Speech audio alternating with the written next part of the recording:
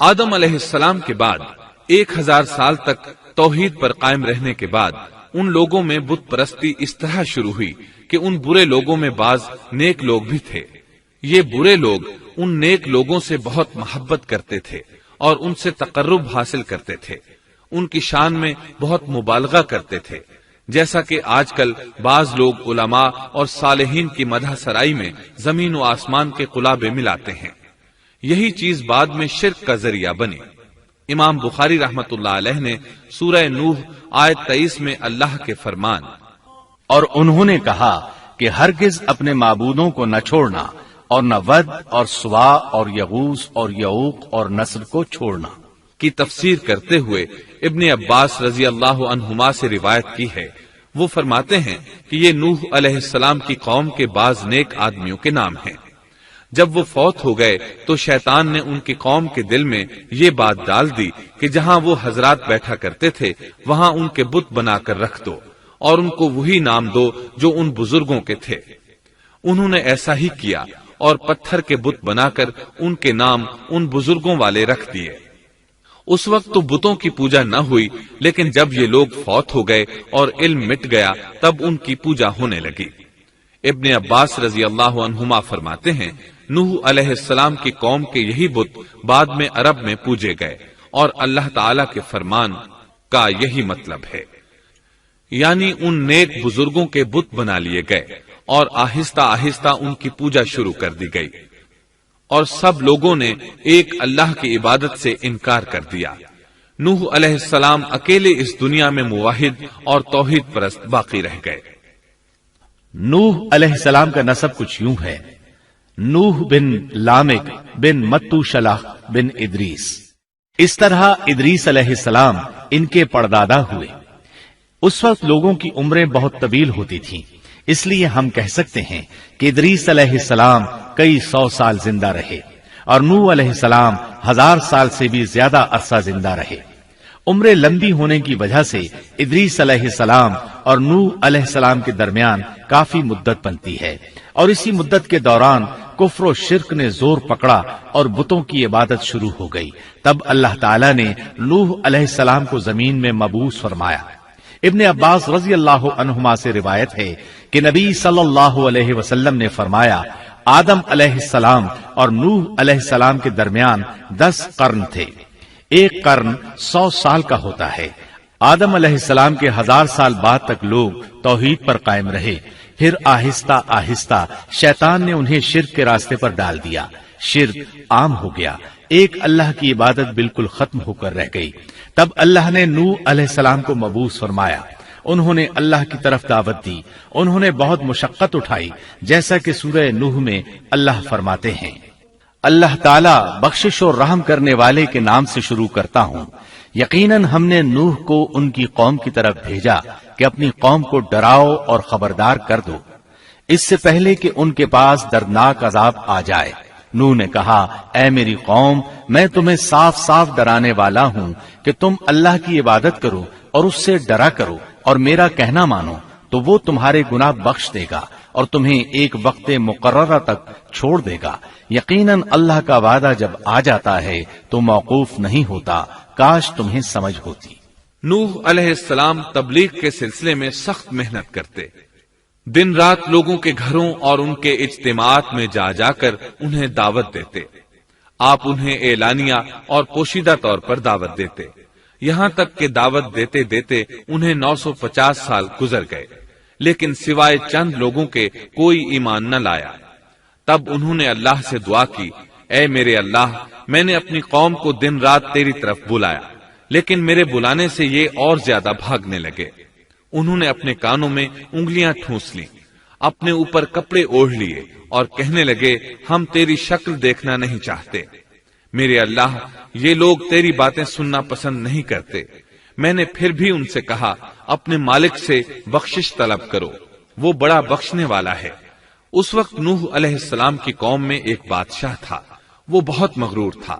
وہ قوم سے کہنے لگا نوح کی باتوں پر کان نہ دھرنا اور نہ اس سے بحث کرنا، یہ جو کرتا ہے اسے کرنے دو، تم اپنے بتوں کی پوجا پر ڈٹے رہو۔ چنانچہ لوگوں نے نوح علیہ السلام کی باتوں کی طرف سے کان بند کر لیے۔ اپنے بادشاہ کی بات پر عمل کرنے لگے۔ تب نوح علیہ السلام نے اللہ سے فریاد کی، اے پروردگار، یہ میرا کہنا نہیں مانتے، ان لوگوں کی سنتے ہیں جن کی اولاد اور مال نے انہیں فائدہ تو نہ دیا، الٹا نقصان پہنچایا، اور انہوں نے میرے ساتھ بڑا داؤ کیا، یعنی دوسروں کو میرے درپے کر دیا، خود بھی مجھے ستانے میں کوئی کسر نہ چھوڑی، اور آپس میں ایک دوسرے سے کہنے لگے اپنے دیوتاؤں کو نہ چھوڑنا، نہ ود اور نہ سوا اور نہ یغوث اور نہ یعوق اور نہ نصر کو چھوڑنا۔ ان لوگوں نے بہت سے لوگوں کو گمراہ کر ڈالا، اور پروردگار تو ایسا کر کہ یہ ظالم اور زیادہ گمراہ ہو۔ اس طرح نوح علیہ السلام نے 950 سال دن رات لوگوں کو اللہ کی طرف بلایا، لیکن اتنے طویل عرصہ میں صرف 80 کے قریب لوگ مسلمان ہوئے، اور ان ایمانداروں کی اکثریت فقراء، مساکین، ناتواں اور غلام قسم کے لوگوں پر مشتمل تھی، جن کی معاشرے میں کوئی حیثیت نہیں ہوتی۔ مشکل سے 10 ایماندار ایسے ہوں گے جو شرف و جاہ کے مالک ہوں گے۔ چنانچہ نوح علیہ السلام کے مغرور سرداروں نے جب اس صورتحال کو دیکھا تو اکٹھے ہو کر نوح علیہ السلام کے پاس آئے اور کہنے لگے، اے نوح، ہم چاہتے ہیں تیری باتیں سنیں اور لوگوں کو بھی تیری باتیں سننے کی ترغیب دیں اور سب تجھ پر ایمان لے آئیں، لیکن اس سے پہلے ہماری ایک شرط ہے، یہ کہ آپ کے حلقے میں جو یہ ذلیل اور حقیر لوگ آ گئے ہیں انہیں دھکے دے کر اپنے پاس سے نکال دے، اس لیے کہ ہم اپنی قوم کے سردار، چودھری اور مقام و مرتبے والے لوگ ہیں، اس لیے ہم ان فقیر لوگوں کے پاس نہیں بیٹھ سکتے، اگر آپ انہیں نکال دیتے ہیں تو ہم ایمان لے آئیں گے۔ اللہ تعالیٰ نے نوح علیہ السلام کی قوم کے ان سرداروں کی تردید سورہ ہود آیات 27 تا 31 میں کی ہے۔ اللہ تعالیٰ فرماتے ہیں، کافر سردار نوح سے کہنے لگے ہم تو یہی دیکھتے ہیں کہ تو ہماری طرح ایک آدمی ہے، اور یہ بھی دیکھتے ہیں کہ صرف ان لوگوں نے تیری پیروی کی ہے جو ہم میں رذیل ہیں، وہ بھی اوپر کی عقل سے، اور ہم تو تمہیں کسی بات میں اپنے سے زیادہ نہیں پاتے بلکہ تمہیں جھوٹا خیال کرتے ہیں۔ نوح نے کہا، اے سردارو، بتلاؤ تو صحیح، اگر میں اپنے رب کی طرف سے جو دلیل آئی ہے اس پر قائم ہوا اور اس نے اپنی مہربانی سے مجھے سرفراز کیا اور تم سے وہ چھپی رہی تو کیا زبردستی میں اسے تمہارے سر منڈ دوں گا، حالانکہ تم اس سے بیزار ہو۔ میری قوم والو، میں تم سے اس پر کوئی مال نہیں مانگتا، میرا ثواب تو صرف اللہ تعالیٰ کے ہاں ہے، نہ میں ایمانداروں کو اپنے پاس سے نکال سکتا ہوں، انہیں اپنے رب سے ملنا ہے، لیکن میں دیکھتا ہوں کہ تم لوگ جہالت کی بات کر رہے ہو۔ میری قوم کے لوگوں، اگر میں ان مومنوں کو اپنے پاس سے نکال دوں تو اللہ کے مقابلے میں میری مدد کون کر سکتا ہے؟ کیا تم کچھ بھی غور و فکر نہیں کرتے؟ میں تم سے یہ نہیں کہتا کہ میرے پاس اللہ کے خزانے ہیں اور میں غیب کا علم بھی نہیں رکھتا، نہ میں یہ کہتا ہوں کہ میں کوئی فرشتہ ہوں، نہ میرا یہ قول ہے کہ جن پر تمہاری نگاہیں ذلت سے پڑ رہی ہیں اللہ تعالیٰ انہیں کوئی نعمت دے گا ہی نہیں، ان کے دل میں جو ہے اللہ اسے بخوبی جانتا ہے، اگر میں ایسی بات کہوں تو یقیناً میرا شمار ظالموں میں سے ہوگا۔ اس پر نوح علیہ السلام کی قوم اور اکڑ گئی اور وہ کہنے لگے، اے نوح، بس بہت ہو گیا، تو نے ہمیں بہت ڈرا دھمکا دیا، اب اگر تو سچا ہے تو جس چیز کا وعدہ تو ہم سے کرتا تھا اس کو لے آ۔ نوح علیہ السلام نے ان کی بات سن کر کہا، عذاب لانا تو اللہ کا کام ہے، اللہ کو کوئی عاجز نہیں کر سکتا، اور جب اس کا عذاب آ جائے گا تو کوئی بھاگ نہیں سکے گا۔ اس کے بعد نوح علیہ السلام کی قوم کا ان سے آمنا سامنا ہوا تو انہوں نے ان سے کہا، اے میری قوم، اگر تم پر یہ گراں گزرتا ہے کہ میں تم میں رہتا ہوں اور تمہیں اللہ کی باتیں سنا رہا ہوں، تم اس سے چڑھتے ہو اور مجھے نقصان پہنچانے کے درپے رہتے ہو، تو سنو، میں صاف کہتا ہوں، مجھے تمہارا کوئی خوف نہیں، تمہاری کوئی پرواہ نہیں، تم سے جو ہو سکے کر گزرو، میرا جو بگاڑ سکتے ہو بگاڑ لو، تم اپنے شریکوں اور جھوٹے معبودوں کو بھی بلا لو اور مل جل کر مشورے کر کے بات کھول کر پوری قوت کے ساتھ مجھ پر حملہ کرو، تمہیں قسم ہے تم میرا جو بگاڑ سکتے ہو بگاڑ لو، اس میں کوئی کسر اٹھا نہ رکھو، مجھے بالکل مہلت نہ دو، اچانک مجھے گھیر لو، میں بالکل بے خوف ہوں، اس لیے کہ تمہارے راستے کو میں باطل جانتا ہوں، میں حق پر ہوں، حق کا ساتھی اللہ ہوتا ہے، मेरा भरोसा उसी अजीम जात पर है, मुझे उसकी कुदरत की बड़ाई मालूम है। नूह अलैहिस्सलाम ने वाज़ेह अल्फाज में अपनी कौम को चैलेंज दिया, लेकिन किसी में ताकत न हुई कि वो नूह अलैहिस्सलाम का मुकाबला कर सके। चुनाचे कहने लगे, इसे छोड़ दो, ये मजनून और बेवकूफ है, नऊज़ु बिल्लाह। बहरहाल मामला इसी तर्ज पर चलता रहा, यहाँ तक कि साल हर साल गुजर गए, लेकिन कोई मुसलमान न हुआ।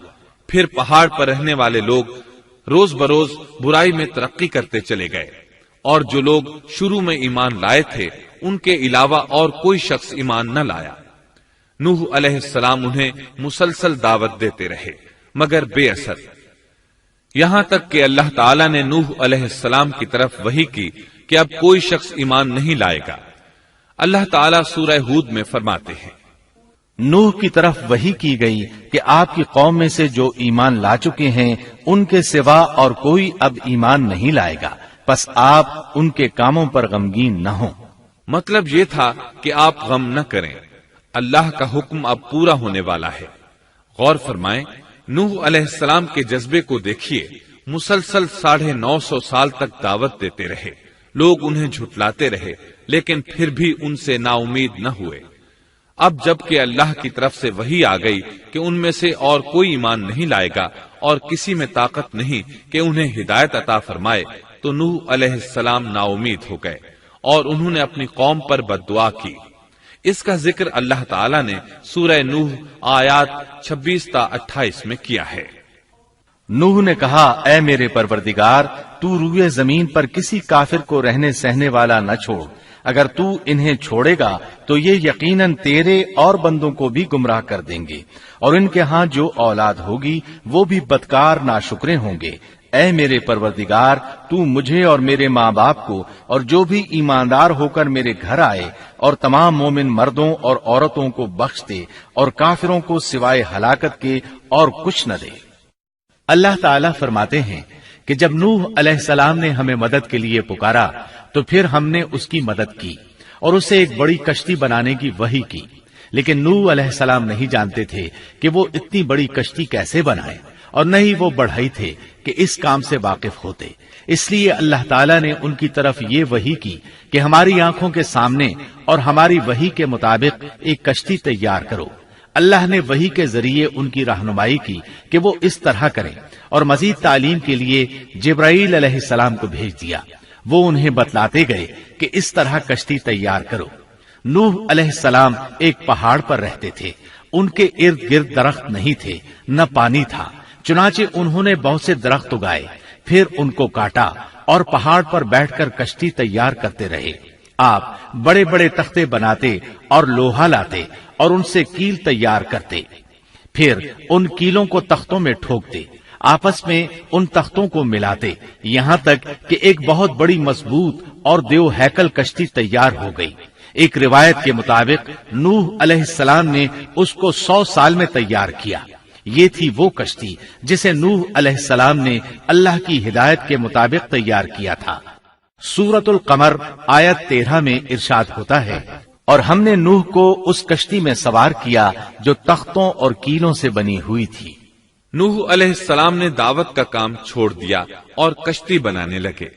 वो लोग जब उन्हें कश्ती बनाते देखते तो उनका मजाक उड़ाते, कहते, नूह पहले तो तू नबी था, अब बढ़ई बन गया। मजीद कहते, ये कैसा मजनून है कि पहाड़ पर कश्ती बना रहा है। ताज्जुब है इस पर। अल्लाह ने उन काफिरों के मजाक का जिक्र सूरह हूद आयात 38 और 39 में किया है। नूह कश्ती बनाने लगे, उसकी कौम की जो जमात उसके पास से गुजरती वो उसका मजाक उड़ाती। वो कहते, अगर तुम हमारा मजाक उड़ाते हो तो हम भी तुम पर एक दिन हंसेंगे जैसे तुम मस्खरापन कर रहे हो। तुम्हें बहुत जल्द मालूम हो जाएगा कि किस पर अजाब आता है, जो उसे रुस्वा करे और उस पर हमेशा का अजाब उतर आए। इस कश्ती का हुलिया इब्ने अब्बास रज़ियल्लाहु अन्हुमा से एक रिवायत में यूं आया है। वो बयान करते हैं कि नूह अलैहिस्सलाम ने पहाड़ पर एक कश्ती तैयार की और उसे तारकोल से लथपथ किया। उसी वक्त से तारकोल का ज़ुहूर हुआ। इस कश्ती का तूल 300 गज, ऊंचाई 30 गज और अर्ज 50 गज था।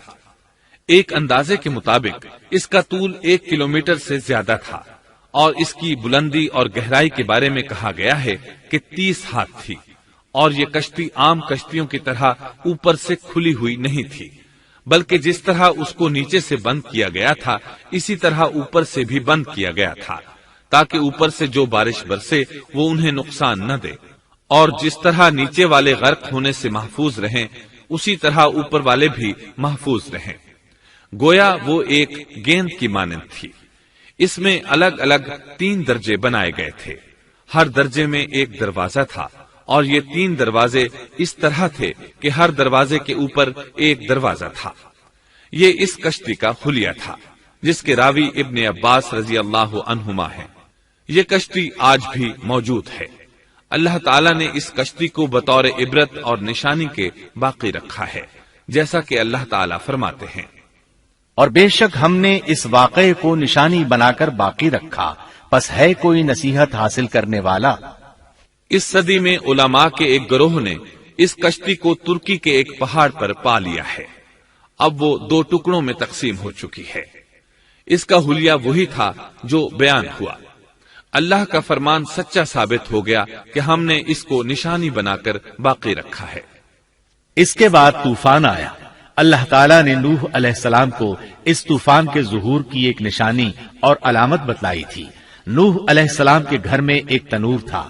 اللہ نے فرمایا، جب یہ تنور جوش مارنے لگے اور پانی اس سے ابلنے لگے تو سمجھ لینا اللہ کا وعدہ آ گیا۔ چنانچہ اس وقت مومنوں کو اور اپنے اہل و عیال کو اور زمین پر بسنے والے تمام جانوروں کا جوڑا جوڑا اس کشتی میں سوار کر لینا۔ تنور سے کیا مراد ہے، اس کے متعلق مفسرین میں اختلاف ہے۔ بعض کہتے ہیں کہ اس سے مراد ایک چشمہ ہے جو زمین سے نکلتا ہے، لیکن راجح روایات کے مطابق اس سے مراد معروف تنور ہے جس میں آگ جلا کر روٹیاں پکائی جاتی ہیں۔ یہ تنور نوح علیہ السلام کے گھر میں تھا، اور اسی کو اللہ نے طوفان کے آنے کی علامت بتایا اور فرمایا کہ جب یہ پھوٹ پڑے اس وقت ہر چیز کا جوڑا جوڑا کشتی پر سوار کر لینا۔ اللہ تعالیٰ سورہ ہود آیت 40 میں فرماتے ہیں، یہاں تک کہ جب ہمارا حکم آ پہنچا اور تنور ابلنے لگا، ہم نے کہا اس کشتی میں ہر قسم کے جوڑے دوہرے سوار کر لے، اور اپنے گھر کے لوگوں کو بھی سوائے ان کے جن پر پہلے سے بات پڑ چکی ہے، اور سب ایمان والوں کو بھی۔ اس کے ساتھ ایمان لانے والے بہت ہی کم تھے۔ کشتی میں سوار ہونے والوں کی تعداد 80 بتائی جاتی ہے۔ چنانچہ جب تنور جوش مارنے لگا تو نوح علیہ السلام کشتی میں سوار ہو گئے۔ کشتی ان کی بستی میں لوگوں سے دور پہاڑ پر تھی۔ اللہ کی قدرت کہ تمام قسم کے جانور بھی کشتی کے پاس آ گئے۔ نوح علیہ السلام نے انہیں بھی سوار کر لیا۔ اللہ تعالیٰ سورۃ القمر آیات 11 اور 12 میں فرماتے ہیں، پس ہم نے آسمان کے دروازوں کو زور کی بارش سے کھول دیا اور زمین کے چشموں کو جاری کر دیا، پس اس کام پر جو پانی مقرر کیا گیا تھا خوب جمع ہو گیا۔ آسمان سے نازل ہونے والا اور زمین سے نکلنے والا پانی کتنا تھا اس کا اندازہ اللہ ہی کو ہے۔ بہرحال اس پانی نے زمین پر رہنے والے انسان، چوپائے، حیوانات، غرض ہر چیز کو غرق کر دیا۔ اس بارے میں اللہ فرماتے ہیں، نوح نے اپنی قوم سے تنگ آ کر ہمارے حضور دعا کی، ہم تو ہیں ہی بہترین طور پر دعاؤں کے قبول کرنے والے۔ فوراً ان کی دعا قبول کر لی اور اس تکلیف اور ایذا سے انہیں بچا لیا جو انہیں کفار سے روزمرہ پہنچ رہی تھی، اور ان کی اولاد کو ہم نے باقی رہنے والی بنا دیا، یعنی انہی کی اولاد سے پھر سے دنیا آباد ہوئی، کیونکہ صرف وہی لوگ بچے تھے جو کشتی پر سوار تھے، اور ہم نے ان کا ذکر خیر پچھلوں میں باقی رکھا۔ نوح علیہ السلام پر تمام جہانوں میں سلام ہو۔